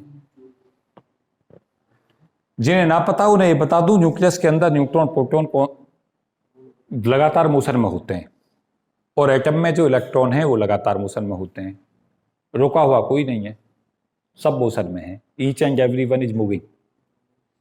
इसीलिए कहा जाता है गति संसार का नियम है, और जो गति से गया वो गया। क्यों जी? अगर तुम बायो पढ़ोगे ना तो तुम्हें ये पता चलेगा कि हमारी बॉडी की कितने पार्ट्स काम कर रहे हैं जब हम बोल भी पा रहे हैं। अगर आप जिंदगी के अंदर ये जानने की कोशिश करें हमारी बॉडी का कौन सा ऑर्गन किस समय पे क्या काम कर रहा है, तो डॉक्टर ही बन जाओगे। क्यों जी? तुम बता दूं कुछ और थोड़ा ही है, फिजिक्स में तो तुम ये कोशिश कर रहे हो, फिजिक्स इसलिए महान है कि इसके फिनोमिनाओं को खोजने के बाद इसके सब ऋणी हैं। ऋणी कैसे हैं? कि इसने सबको कुछ ना कुछ दिया है। डॉक्टर्स हैं, स्टेथोस्कोप चला रहे हैं, वो सब फिजिक्स की तो प्रिंसिपल हैं। आंखों पे चश्मे लग रहे हैं, कम दिख रहा है तो वही तो कॉन्वेक्स कॉनकेव लेंस लग रहे हैं, नहीं तो कैसे देखते। एक समय जिनकी आईसाइट कम हो जाती होगी उनका आधा काम तो विचारों का वैसे ही खत्म है। अरे अब कुछ ना, अब तो आईसाइट के चश्मे आते हैं, लगाओ मौज करो। क्यों जी? एक सवाल, एक लेक्चर ऐसा भी दिया जा सकता है जिस पे ये डिस्कस किया जाए कि फिजिक्स ने पूरी दुनिया को कितना दिया है, तो एक लेक्चर कम पड़ेगा। एक लेक्चर में नहीं बता सकते। इतनी लंबी कहानी है फिजिक्स की दुनिया को देने की कि तुम्हें बाद में ये पता चलेगा कि सर कितना दे चुकी है फिजिक्स, और अभी इनफाइनाइट सीमा है।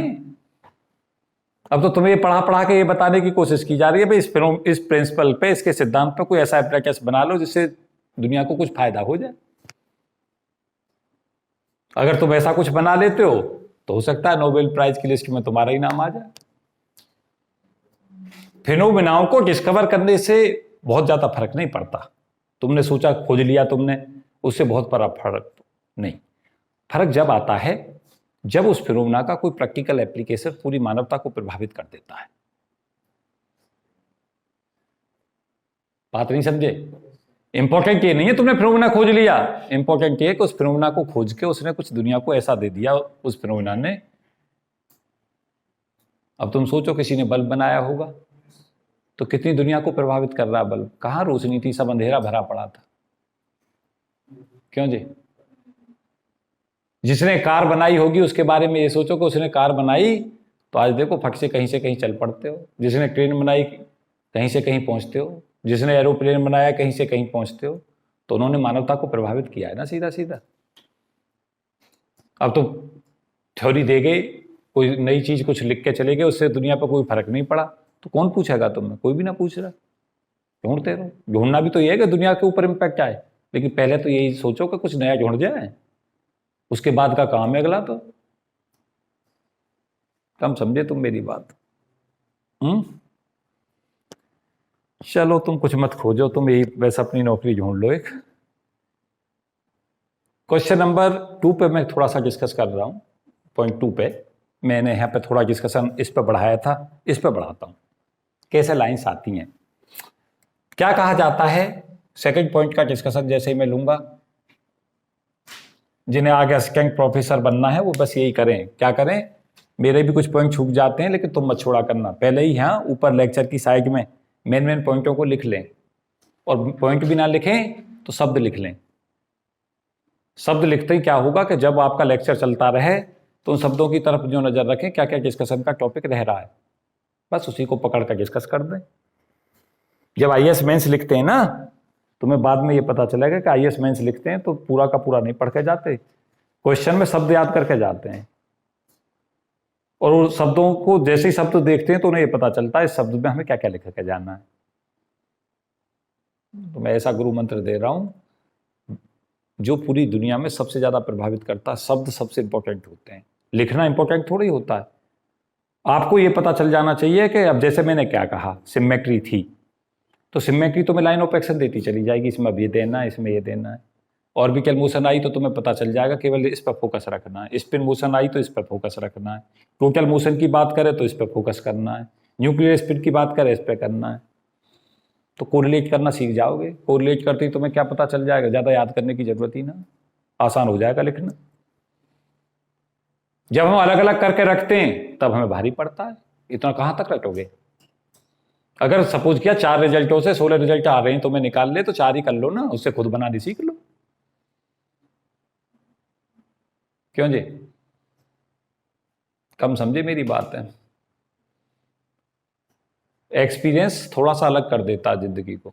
जिन चीजों पर हम रट रहे होते हैं, अगर बच्चे को यह पता चल जाए कंपटीशंस की दुनिया में क्या याद करना क्या नहीं करना, तो सफलता की सबसे बड़ी सीढ़ी है ये।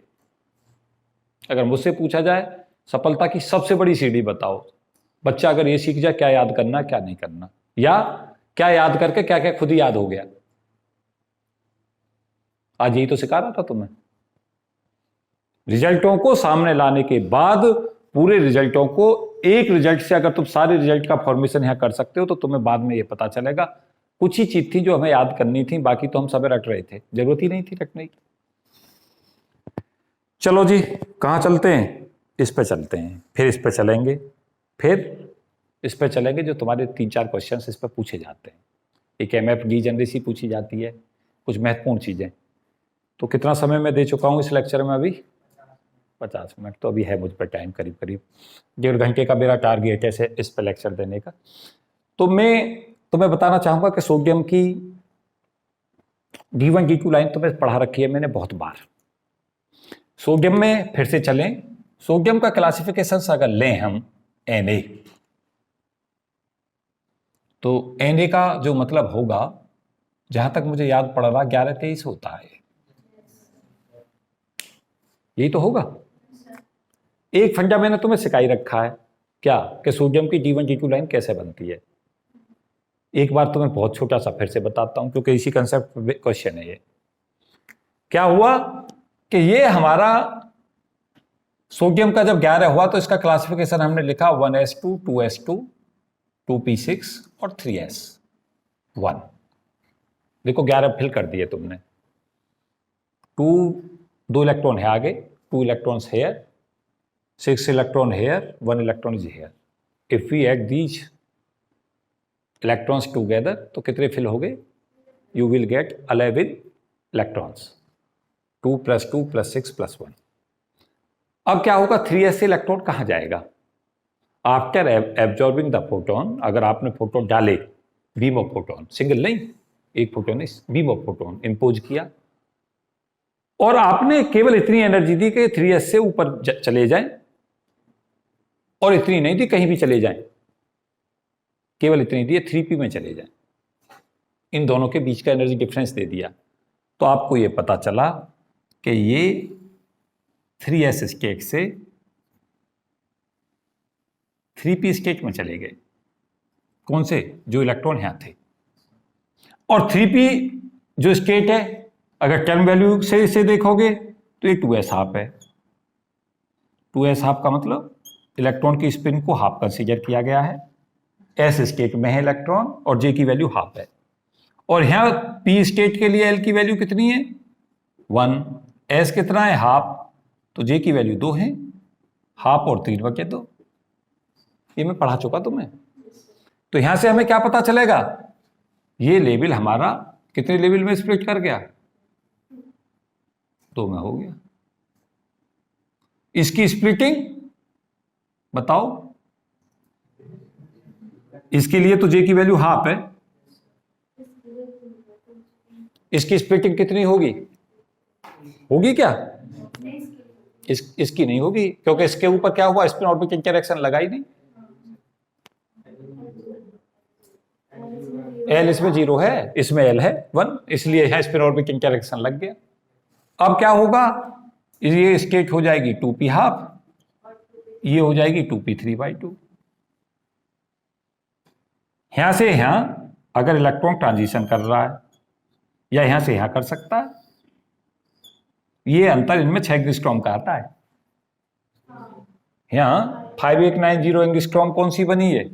ये है 5890 एंगस्ट्रॉम की, ये 58, और इनमें 6 एंगस्ट्रॉम की वेवलेंथ का अंतर है।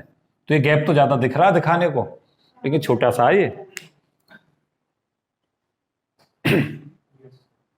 यहां तक कोई दिक्कत है?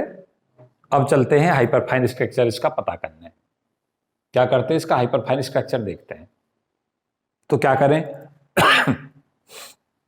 अब यहां चलो, ये तो कहानी की तुमने इलेक्ट्रॉनिक मोशन पे, फिजिक्स सीखते चलो, पूरा डिटेल डिस्कस दे रहा हूं। अब गए आप 23 पे। 23 क्या थे, न्यूट्रॉन प्लस प्रोटॉन की संख्या। Within the nucleus there were how many neutron and proton, 23. And now if we wants to evaluate the nuclear spin, how we can evaluate it? You should divide this by the 4. क्यों? Whenever the value of in the form of the 4 an integer multiple, then the nuclear spin is 0. और thereafter जो 4n के बाद बचे जो हो उन्हें parallel spin कर दो। तो क्या आया इसमें, 4 से आपने डिवाइड किया तो 5 तो अल्फा फॉर्म बन गई और 3 रह गए, और आई तीनों का कितना बन जाएगा, 3/2। इसलिए न्यूक्लियर स्पिन कितनी आती है, 3/2। बिस्मिथ में आती है 9/2, सबसे ज्यादा होती है बिस्मिथ की। Nuclear spin is maximum for bismuth, I = 9/2। एक टेबल दे रखी है, उसे देख लेना, एक बार नजर मार लेना, आ सकता है क्वेश्चन कोई इस पे। ज्यादातर वैसे मैंने डिस्कस कर दी, तुम्हें तरीका सिखा दिया कैसे निकाल लेते हैं, ये फंडा तुम्हें काम देगा। अब ध्यान लगाना है तुम्हें, और थोड़ी देर पेनों को रोकोगे और मुझे सुनोगे। अब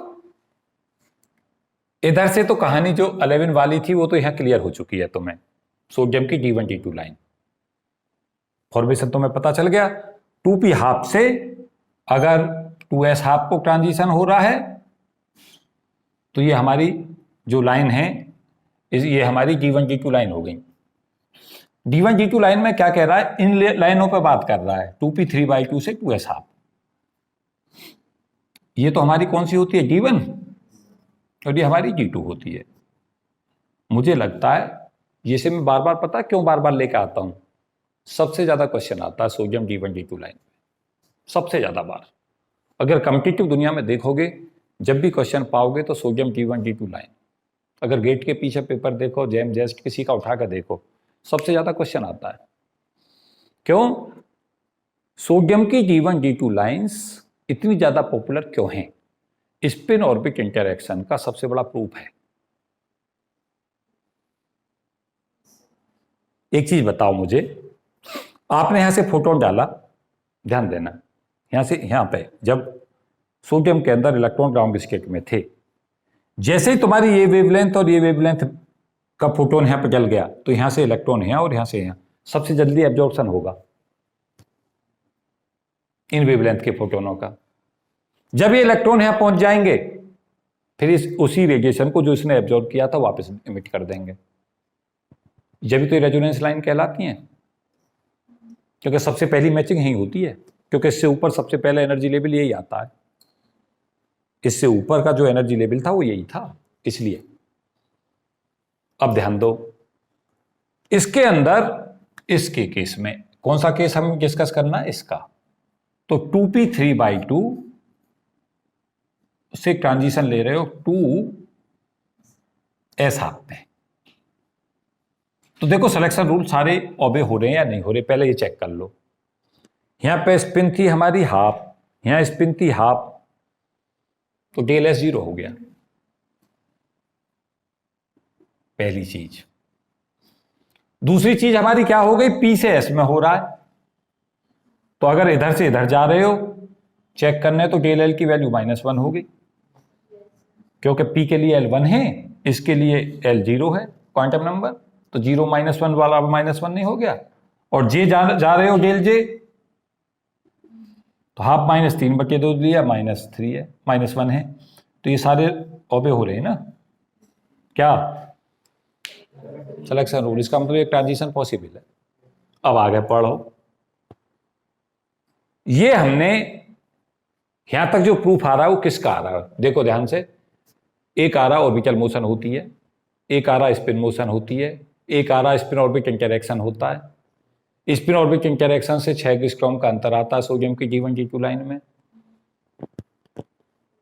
और ये पता चल रहा है कि ये लेवल जब मैग्नेटिक फील्ड में जाओगे तो ये हमारा 4 में टूटेगा, ये हमारा 2 में टूटेगा, क्योंकि J बराबर 3/2 के करस्पॉन्डिंग mj की वैल्यू -3/2 -हाफ प्लस हाफ और 3/2 ये होंगे।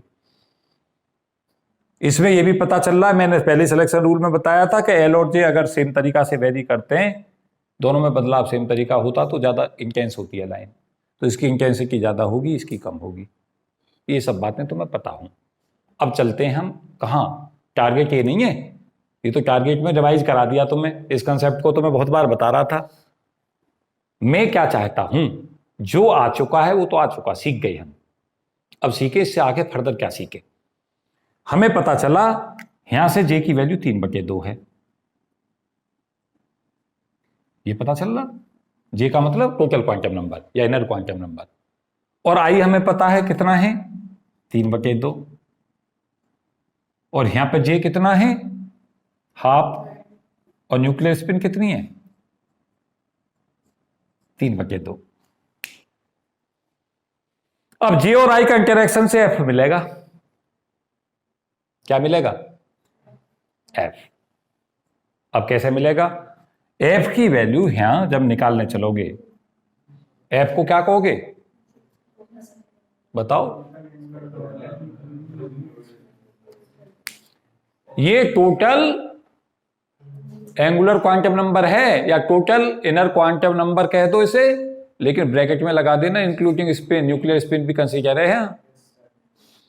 Fi J और I से रहा, अगर J लोगे तो उसमें न्यूक्लियर स्पिन कंसीडर नहीं है, L और S के इंटरेक्शन से आ रहा है, और इसमें क्या हुआ F में total quantum number including spin है, ये जगह जगह टोटल क्वांटम नंबर कह देगा या इनर क्वांटम नंबर कह देगा, लेकिन स्पिन के साथ है, न्यूक्लियर स्पिन भी साथ है इसके साथ। F की वैल्यू कितनी आ गई यहां 3/2 से 3/2 घटाओ, सबसे कम तो वही वैल्यू आएगी, वहां से कहा तो दिया था मैंने, कितनी हो गई 0, और मैक्सिमम तक जाओ 3, और 1 से ज्यादा का अंतर नहीं हो सकता, वो तो मैं पहले सिखा रखा, F ही आ गया। इसका मतलब क्या हुआ, इसका मतलब ये हुआ कि ये लेवल, अब देखो मैं डायग्राम फिर से बनाऊंगा एक, ये लेवल न्यूक्लियर स्पिन के कारण 4 लेवल में आएगा, और ये यहां F देखो 3/2 से हाफ घटा दो 1, और 3/2 में कितना कर दो हाफ ऐड कर दो, तो F की वैल्यू 1 और 2 हो गई, यार यहां F की वैल्यू 0 1 2 3 हो गई।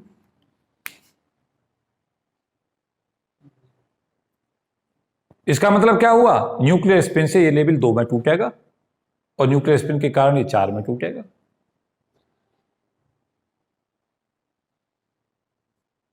बना रहे हो, लिखते रहे ना, F निकालना सीखे नहीं सीखे, पहले J निकालना आ गया, फिर I ले लिया, F की वैल्यू को J - I से J + I तक ले जाओ, और अंतर कितने तक जाना है, वो अंतर तुम्हारा मैक्सिमम कितना हो सकता है, 1 से ज्यादा नहीं हो सकता इनमें अंतर। जब ये दोनों घटाए तो 0 आ गया, और जब ये ऐड किए तो 3 आ गया, 1 1 का वो अंतर लेके चलो।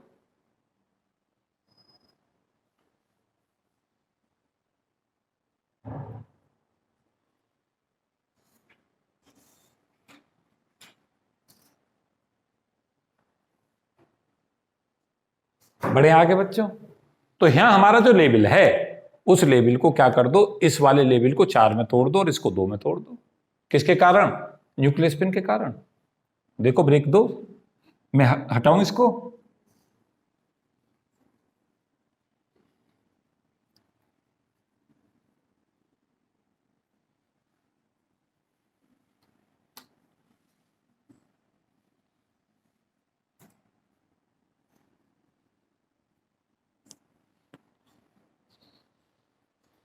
इसका मतलब यह हुआ कि जो हमारा 2p 3/2 लेवल था वो हमारे 4 लेवल में ब्रेक हो गया, 1 2 3 और ये 4।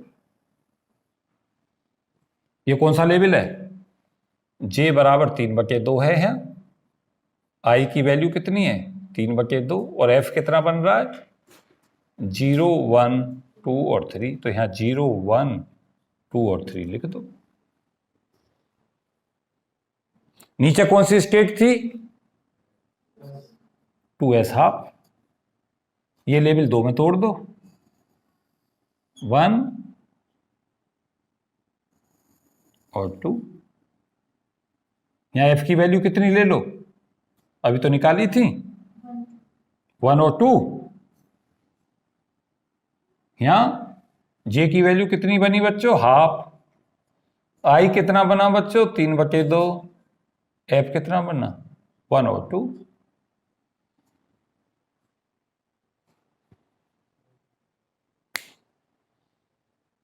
नहीं सीख पाए? अब सिलेक्शन रूल इसका चाहिए। अब समझ रहे हो? न्यूक्लियर स्पिन ने ये कर दिया कि जो 2p 3/2 लेवल था, जो एक दिख रहा था स्पिन ऑर्बिट इंटरैक्शन में, वो 4 में है। वो एक लेवल नहीं है, वो 4 है। और वो 4 बहुत छोटे छोटे लेवल हैं, जब तो इसे हाइपरफाइन कह रहे हैं। अभी दिखाने को तो हमने बड़े चौड़े दिखा रखे हैं, लेकिन तुम ये मत सोचो इतने इतने हैं। ये बहुत छोटे हैं। इनका एनर्जी इंटरवल बहुत छोटा है। क्यों? पहले तो स्पिन ऑर्बिट इंटरैक्शन ही हल्का होता है। 6 एंगस्ट्रॉम का ही बदलाव कर पाया था वो केवल 2p हाफ और 2p 3/2 से। जब 2s हाफ को ट्रांजिशन हो रहा था सोडियम में, तो केवल 6 एंगस्ट्रॉम की वेवलेंथ ही बदली है। वो बहुत बड़ा बदलाव नहीं है। इसका मतलब स्पिन ऑर्बिट इंटरैक्शन है, लेकिन वीक होता है। यहां क्या देख रहे हो कि फिर हमारा जब J बन के आया, तो J ने किसके साथ इंटरैक्शन कर लिया? I के साथ, न्यूक्लियर स्पिन के साथ। दोनों का इंटरैक्शन चल रहा है। अब ये न्यूक्लियर एटॉमिक प्रॉपर्टी है जो हम डिस्कस कर रहे हैं। अब ये गैप हमने भले ही वाइड दिखा रखे हैं, लेकिन मैं बार बार समझा रहा हूं तुम्हें, ये बहुत छोटे होते हैं, इसलिए तो हाइपरफाइन कहते हैं। अगर हम एनर्जी इंटरवल की बात करें, तो हमें ये पता चलेगा कि ये एनर्जी इंटरवल बहुत छोटे छोटे हैं। मींस जब हम J की वैल्यू को लेकर चलते हैं, ध्यान दो, पहले हम कहते हैं ऑर्बिटल मोशन।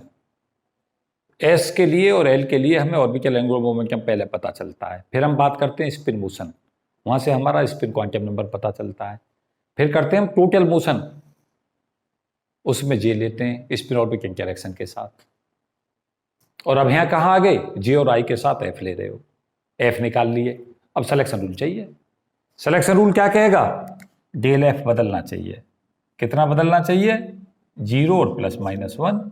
लेकिन किसको किससे ट्रांजिशन नहीं दिखाना है? ये इसका सिलेक्शन रूल हो गया।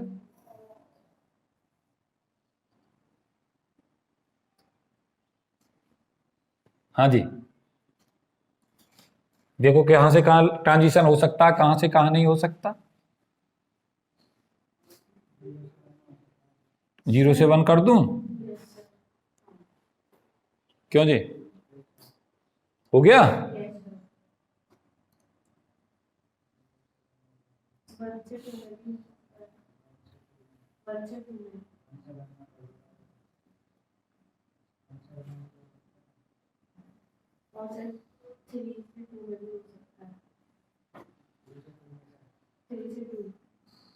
थ्री से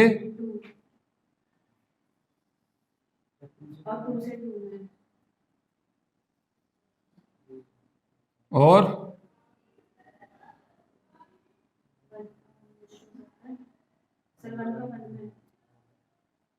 क्यों जी, कोई रह गया क्या?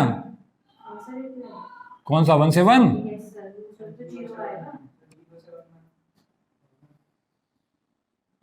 1 से 1 में कहां हुआ था? हो गया था। ये तो हो रहा है 1 से 1 में, ये तो हो चुका पहले ही। इसे दोबारा क्यों कर रहे हो? और देखो कौन सा रह गया? एक बच रहा है और 6 आते हैं। 3 से 1 में मत करना। 1 से 2 का देख लो पहले यहाँ कैल उसमें।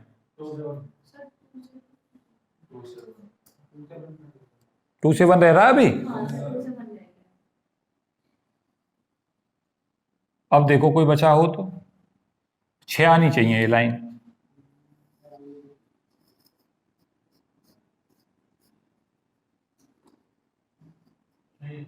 हम्म, 6 आ रही होंगी।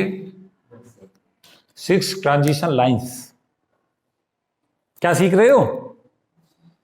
ये सीख रहे हो कि जो तुम्हारा स्पिन ऑर्बिट इंटरेक्शन के बाद जे बना था इलेक्ट्रॉन की मोशन के कारण, उसने न्यूक्लियर स्पिन के साथ इंटरेक्शन करके एफ बना लिया,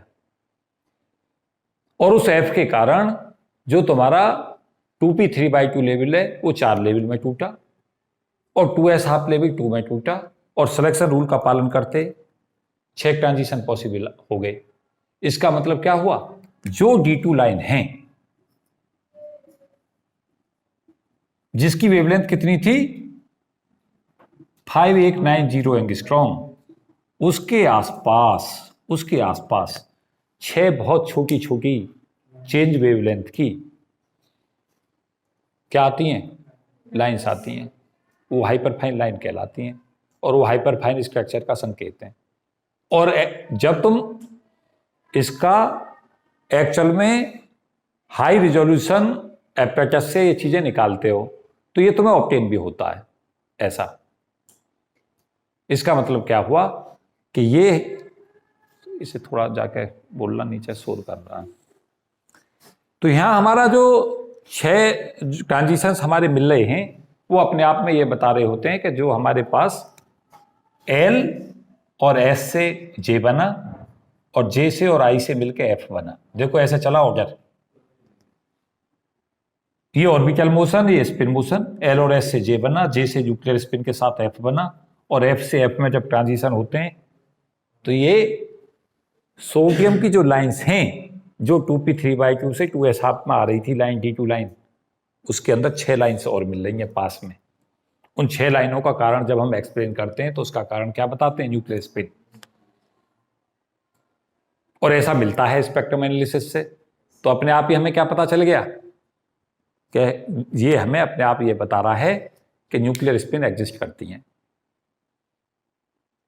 और एक उल्टा देखो कि सपोज किया 6 लाइन हमें यहां ट्रांजिशन में मिल जाए इस वेवलेंथ के आसपास, तो हमें ये भी तो बताना पड़ेगा कि 6 लाइन क्यों आ रही हैं।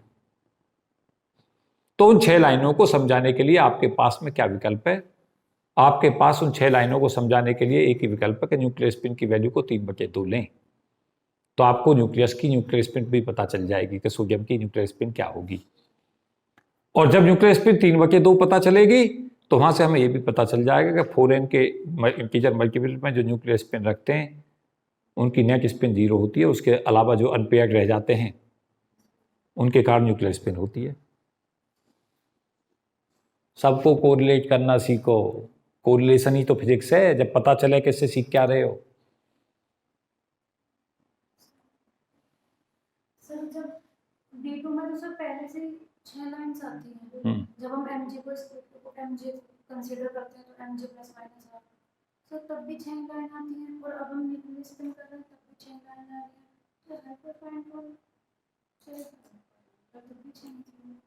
मैं दूसरी बात बताऊंगा जो तुम कह रही हो, उसका कारण जो वो 6 लाइन जो तुम बता रहे थे और यहाँ की 6 लाइनों में मूलभूत अंतर है। तुम मुझसे पूछोगे क्या अंतर है, वहां कहूंगा वो 6 लाइन्स आ रही हैं उनका कारण स्पिन ऑर्बिट इंटरेक्शन है। वहां पे तुम क्या कह रहे हो, वहां पे जे ले रहे हो। ये चीज ध्यान दो, वहां की जो स्प्लिटिंग है और इसकी स्प्लिटिंग है वो स्प्लिटिंग वाइडर होगी। वहां गैप वाइड है, यहां गैप एज बहुत छोटा है। जो 6 लाइन आ रही हैं जीमान इफेक्ट उसका कारण है। और अगर उनके ऐसा समझो कि 6 लाइनें आई और वो 6 लाइन आई उनमें वेवलेंथ में बदलाव आया, सपोज किया इन केस उन 6 वेवलेंथों में जो बदलाव आया वो बदलाव आया तुम्हारा एंगस्ट्रॉम के ऑर्डर का, 1 एंगस्ट्रॉम 2 एंगस्ट्रॉम 3 एंगस्ट्रॉम इस ऑर्डर का। तो यहां पे ये पता चला कि ये जो बदलाव है वो उससे बहुत छोटा है। वो स्प्लिटिंग थोड़ी वाइडर है, जीमान स्प्लिटिंग। तुम मुझसे पूछोगे क्यों? क्योंकि वहां के रिजल्टों में बोहर मैग्नेट्रॉन आएगा पिक्चर में। इसको तुम, ये एनामोलस जीमान इफेक्ट थोड़े पढ़ रहे हो तुम, ये एनामोलस जीमान इफेक्ट नहीं है। सपोज किया, मेरी बात ध्यान से सुनो, तुम्हारे पास वेवलेंथ आ रही है 5890 एंगस्ट्रॉम। अब तुम्हारी एक वेवलेंथ आ रही है, पता चला 5890.001 एंगस्ट्रॉम, एक आ रही है 5890.002 एंगस्ट्रॉम। इनमें बदलाव देख रहे हो कितने छोटे छोटे हैं? ये इतने इतने छोटे छोटे चेंज होते हैं, बहुत माइनर माइनर से, उनको कहते हैं हाइपर फाइन स्प्लिटिंग। और वहां पे चेंज जो देखोगे एनामोलस जीमान इफेक्ट में, उस एनामोलस जीमान इफेक्ट में जो पिक्चर में आया, उस एनामोलस जीमान इफेक्ट पिक्चर में जो आ रहा है, वो जब मैग्नेटिक फील्ड लगा रहे हो तब आ रहा है। क्या कहां मैग्नेटिक फील्ड की कहां बात आई है, मुझे बताओ तो सही। तुम दोनों में अंतर क्यों नहीं समझ रहे? वहां जो तुम बात कह रही हो एलएस इंटरेक्शन से जे बना, सारी कहानी यहां खत्म हो गई। कहां? एनामोलस जीमान इफेक्ट में। आई पिक्चर में था ही नहीं, पहला अंतर। वो पूरा की पूरी जो प्रॉपर्टी थी एनामोलस जीमान इफेक्ट, वो एटॉमिक प्रॉपर्टी, न्यूक्लियर का कोई रोल ही नहीं था। वहां जो स्प्लिटिंग होकर आ रही थी वो ज्यादा आएगी। तुम मुझसे पूछोगे क्यों आएगी? क्योंकि एनर्जी के एक्सप्रेशन में बोहर मैग्नेट्रॉन आएगा। तीन तो बड़े अंतर यही हो गए। वहां पिक्चर में वो कब आया था एनामोलस जीमान इफेक्ट? जब आपने मैग्नेटिक फील्ड अप्लाई कर दिया था, तब आया था। तो चार अंतर तो यही दिख रहे हैं। अब यहां आओ, यहां कैसा आया कि जब जे आ गया था, उस जे के बाद आई आया है। ये जे और आई के इंटरेक्शन से एफ आया है। इसमें एटॉमिक न्यूक्लियर प्रॉपर्टी है ये। इसका एनर्जी गैप मैं बार बार कह रहा था कि मैंने वाई गैप दिखा दिए हैं, नहीं, बहुत छोटे छोटे हैं। यहां एनर्जी गैप वो तो बोहर मैग्नेट्रॉन पर निर्भर कर रहा था। किसका? एनामोलस में। और ये न्यूक्लियर मैग्नेट्रॉन पर निर्भर कर रहा है। न्यूक्लियर मैग्नेट्रॉन तो बहुत छोटा होता है बोहर के मुकाबले, तो एनर्जी इंटरवल यहां पर बहुत ही छोटे हैं। तो दोनों सेम कैसे हो गए? वो था टोटली डिफरेंट। कॉज दोनों का अलग है। कहां किया है? कहां मैग्नेटिक फील्ड अप्लाई किया है? वो तो केवल न्यूक्लियर स्पिन के और उसके इंटरेक्शन से सीधी स्प्लिटिंग आ रही है। वो तो जब पता चलेगा कि एक फिनोमेना गाउस स्मिथ इफेक्ट आएगा, जब हम न्यूक्लियर स्पिन को कंसीडर करके हम आगे कंसीडरेशन करेंगे तो आएगा। जीमान इफेक्ट भी इसमें मिलेगा, लेकिन जीमान इफेक्ट इसमें बहुत हल्का मिलेगा। क्यों? अभी तुमने कभी कहीं एक्सप्रेशन में बी पिक्चर में देखा है? अभी तो एलएस से मिल के आ रहा है। पहले एलएस से जे बना, जे से आई बन के एफ बना, एफ से स्प्लिटिंग हो गई। वो तुमने समझाया। हां, जब तुम एनर्जी इंटरवल को ऑब्जर्व करने जाओगे, ये तो तुमने थ्योरेटिकल कंसेप्ट दिखाया, तब तुम्हें ये पता चलेगा कि वहां पिक्चर में आ जाएगा। गाउस स्मिथ इफेक्ट जब तुम देखोगे, वहां पे तुम्हें इसका पिक्चराइजेशन मिलेगा। लेकिन एक चीज तो तुम्हें पता ही चलनी चाहिए कि जो एनर्जी इंटरवल हैं डेल ई, वो तुम्हारे जीमान इफेक्ट के हर एक्सप्रेशन में म्यू भी आता है, बोहर मैग्नेट्रॉन के प्रोपोर्शनल होते हैं। यहां जो तुम्हारा आएगा किसमें? हाइपर फाइन में। यहां आएगा म्यू एन, और ये म्यू एन बहुत छोटा है किसके मुकाबले? बोहर मैग्नेट्रॉन से। तो ये इंटरवल तो बहुत छोटे हैं, इसीलिए तो इसे हाइपर फाइन कह रहे हैं। क्यों कह रहे हैं हाइपर फाइन? मैं यहां समझा रहा था, एक एग्जाम्पल के तौर पर बता रहा था कि यहां वेवलेंथ में बहुत माइनर चेंज होते हैं। वहां 6 एंगस्ट्रॉम तक का बदलाव दिख रहा है, वहां बदलाव थोड़ा वाइडर रहता है। किसमें? एनामोलस जीमान इफेक्ट में। क्योंकि न्यूक्लियर, ऐसा समझो कि न्यूक्लियर स्पिन का इंटरेक्शन तो हो रहा है, लेकिन न्यूक्लियस और इलेक्ट्रॉन दूर दूर है। उतना इंटरेक्शंस, उतना इफेक्ट नहीं दे रहा एनर्जी चेंज में, जितना कौन दे रहा था? न्यूक्लियर का स्पिन और ऑर्बिटल मैग्नेटिक मोमेंट के इंटरेक्शन से जो एनर्जी बदलाव आएगा, उतना बदलाव किससे नहीं आता? न्यूक्लियर के टोटल एंगुलर, जो टोटल जे है और जो न्यूक्लियर स्पिन है उसके चलते। इसलिए तो इसे हाइपरफाइन कह रहे हैं। हाइपरफाइन का मतलब है बहुत बारीक बारीक लाइनें मिलती हैं। परसिस्टेंट लाइन तो यही मिलेगी क्या? 5890 एंगस्ट्रॉम। मैग्नेटिक फील्ड अप्लाई कर दोगे, पता चला एनामोलस जीमान इफेक्ट मिल जाएगा। एनामोलस जीमान इफेक्ट मिल जाएगा तो एनामोलस जीमान इफेक्ट से ट्रांजिशन दिखाओगे। यहां तुम देख रहे हो, यहां कारण बदला है। यहां एफ जो मिले हैं, जो एफ मिले हैं वो किसके कारण मिले हैं? जी और आई के कारण। और वहां जो जे मिलेंगे वो एल और एस के कारण मिलेंगे। तो दोनों में अंतर तो तुम्हें साफ ही पता चल रही है कि शेप कैसे हो जाएंगे, तो टोटली अलग है। हाइपरफाइन का नाम ही हमें इसलिए दे रहे होते हैं क्योंकि बहुत बहुत माइन्यूट छोटी लाइनें होती हैं। तो मुझे उम्मीद है कि आप समझे होंगे कि दोनों सेम नहीं है, दोनों अलग अलग हैं, एक नहीं है।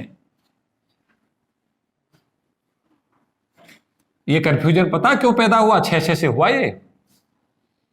6 वहां आती हैं, 6 यहां आती हैं। इसका मतलब ये नहीं है कि दोनों का ओरिजिन सेम है।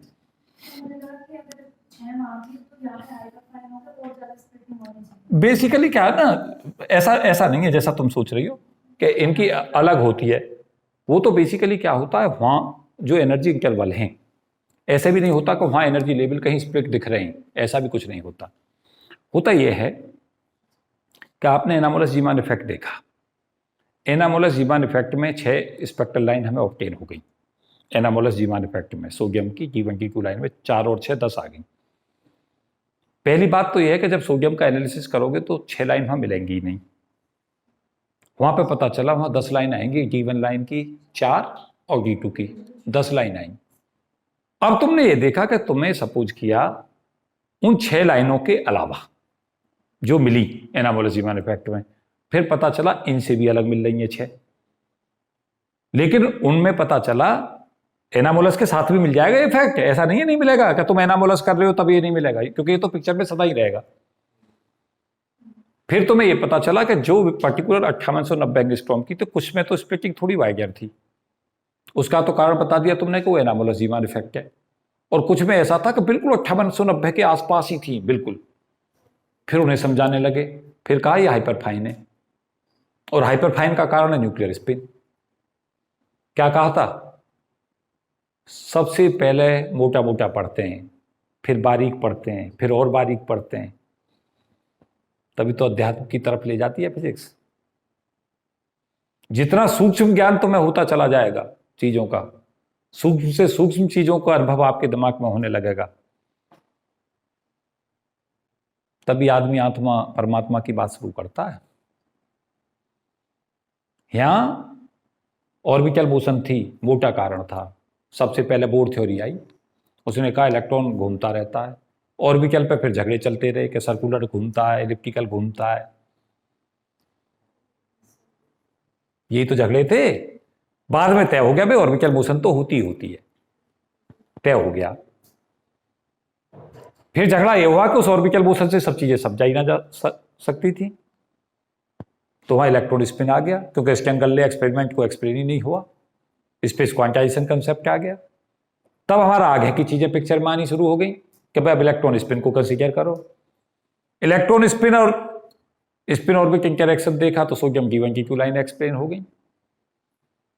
और D1G2 लाइन जब स्प्लिट होने लगी तो वो वहां ये पता चलने लगा कि जो एनर्जी लेवल दिख रहे हैं उनके आसपास डीजनरेट एनर्जी लेवल है, वो कुछ और भी लेवल है। फिर पता चला एनामोलस जीमान इफेक्ट आया तो उसने ये बता दिया कि स्पिन ऑर्बिट इंटरेक्शन भी होता है, न्यूक्लियर स्पिन भी होती है। और ये हमें ये बता रहा है कि आप न्यूक्लियस को आप अलग अलग करके मत देखो। न्यूक्लियस का इंटरेक्शन एटम से होता है। एटम के इलेक्ट्रॉन और न्यूक्लियर स्पिन दोनों आपस में इंटरेक्ट करके एनर्जी में बदलाव लाते हैं। सो गए या जग रहे हो? जगे रहो। क्यों जी? बड़ी आनंददायक फिजिक्स है। ऐसे पढ़ रहे होते हो कि धरती पर सबसे ज्यादा दबाव तुम पे ही है। क्यों लेते हो इतना दबाव?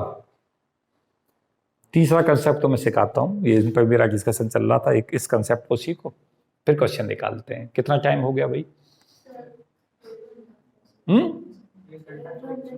ओ भगवान मेरे, मैं कहाँ खो गया था? 1.5 घंटा का तो मेरा लक्ष्य ये था कि पूरा ही खत्म हो जाए। इंटेंसिटी रेशो जो है क्वांटम वेट के डायरेक्टली प्रोपोर्शनल होती है, और क्वांटम वेट जो वेट होता है वो 2f+1 होता है। mf की जो वैल्यू है, mf क्या हुआ? m4 मैग्नेटिक, f क्यों लगा रहे हो? टोटल क्वांटम नंबर है ये न्यूक्लियर स्पिन के साथ। और mf कहां से कहां तक जाता है? -f से लेके +f तक, ये 2f+1 आ गई, ये क्वांटम वेट कहलाता है। अगर I की वैल्यू हमारी, J की वैल्यू हाफ है, तो F की वैल्यू 2 होंगी, या तो J -½ I आएगी, हाँ वोट लगा दो, या F की वैल्यू J+I आएगी। तो यहां से क्या बन जाएगा तुम्हारा? I+½ और ये हमारा I-½ अगर I की वैल्यू 1 से ज्यादा है, हाफ से ज्यादा है तो I-½ कर सकते हो इसे।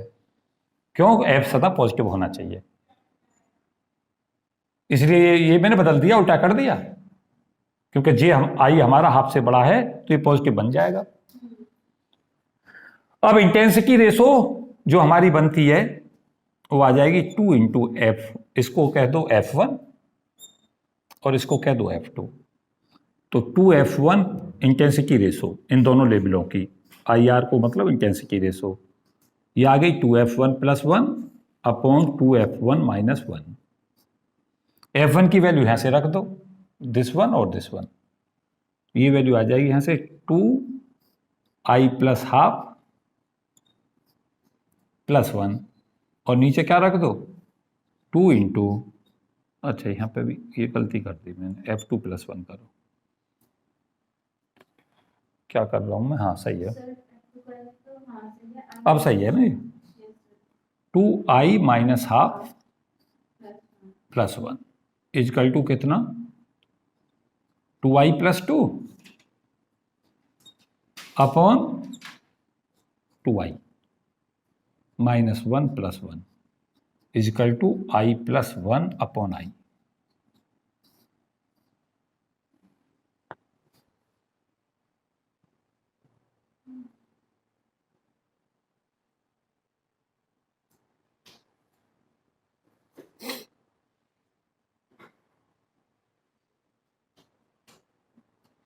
ये इंटेंसिटी रेशो होगी। इससे पता क्या होता है? इंटेंसिटी रेशो से हमें न्यूक्लियर स्पिन पता चल जाती है। अगर हमारे 2 लेवल हैं, उन 2 लेवलों में हम क्या देखते हैं कि J की वैल्यू हाफ है और न्यूक्लियर स्पिन I है, तो जो एनर्जी लेवल है उनकी इंटेंसिटी की रेशो जो होगी वो I+1 अपॉन I होगी। अब जैसे क्या हुआ, 2 लेवल हैं, उनकी इंटेंसिटी रेशो जो हमें मिल रही है, सपोज किया वो 5/3 मिल रही है 2 एनर्जी लेवल की। एक बार ट्रांजिशन जो हो रहा है वो F2 की वैल्यू को इससे लेकर हो रहा है, एक बार ये लेकर हो रहा है। तो जब ये I होगा, यहां से हम कैलकुलेट कर सकते हैं I की वैल्यू इन इंटेंसिटी रेशो से। ये तो मैंने बता ही दिया था, ये इंटेंसिटी रेशो का फॉर्मूला भी याद कर लेना, I+1 अपॉन I। और एक याद रख लेना कि जो इंटेंसिटी रेशो है वो बेसिकली क्वांटम वेट पर निर्भर करती है। इंटेंसिटी जहां क्वांटम वेट ज्यादा होता है वहां इंटेंसिटी ज्यादा होती है, और क्वांटम वेट कहते हैं 2f+1 को। और क्वांटम वेट आता कहां से? mf की वैल्यू जितनी होती है -f से लेकर +f तक, वो हमारा क्या कहलाता है? क्वांटम वेट कहलाता है। कितनी वैल्यू? -f से लेकर +f तक 2f+1 वैल्यू होंगी। तो इसमें 2-3 न्यूमेरिकल कर लो। मैं थोड़ा सा समय, क्योंकि लेक्चर में काफी लग गया है मेरा, तो मैं तुम्हें 4 न्यूमेरिकल क्वेश्चन भी मैं सोच कर चल रहा था कि मैं कराऊंगा। 4 क्वेश्चंस जो है, मैं होमवर्क में कुछ चीजें बता दूं, तुम क्या क्या कर लेना। होमवर्क इसका 2-3-4 बातें बता देता हूं जो तुम्हें कवर करनी है। एक इसमें काम करना कि 4 न्यूमेरिकल क्वेश्चंस दे रखे हैं, 4 NQ, 4 से 5 क्वेश्चन हाइपरफाइन स्ट्रक्चर पर करा रखे हैं। प्रोफेसर राजकुमार सर की बुक फॉलो करो। ये सब उसी से पढ़ना है तुम्हें सारा टॉपिक। मेरठ कॉलेज मेरठ में रहे रिटायर्ड हेड फिजिक्स के। उनकी जो बुक है उसमें जो तुम्हें 4 न्यूमेरिकल क्वेश्चंस जो करने हैं वो अप्लाई वो कर ले। उसके साथ साथ इसके अंदर गाउट स्मिथ इफेक्ट है, उसे पढ़ ले एक बार।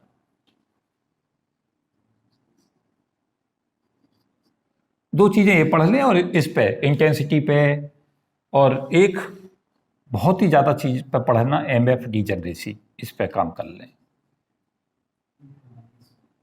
एमएफ डीजनरेसी, ये 3-4 चीज़ें कर लो और बाकी इन चीज़ों को रिवाइज कर लो, बस इतना एनफ है, इसमें और ज़्यादा करने की ज़रूरत नहीं। आए क्वेश्चंस तो मैं बता दूं कहाँ से आए हुए हैं। एक डीजनरेसी पे क्वेश्चंस आए हैं, इंटेंसिटी रेशो पे क्वेश्चंस देखे गए हैं, सिलेक्शन रूल पे क्वेश्चंस आ चुका है, और लेंथ इंटरवल रूल इसके लिए भी होता है।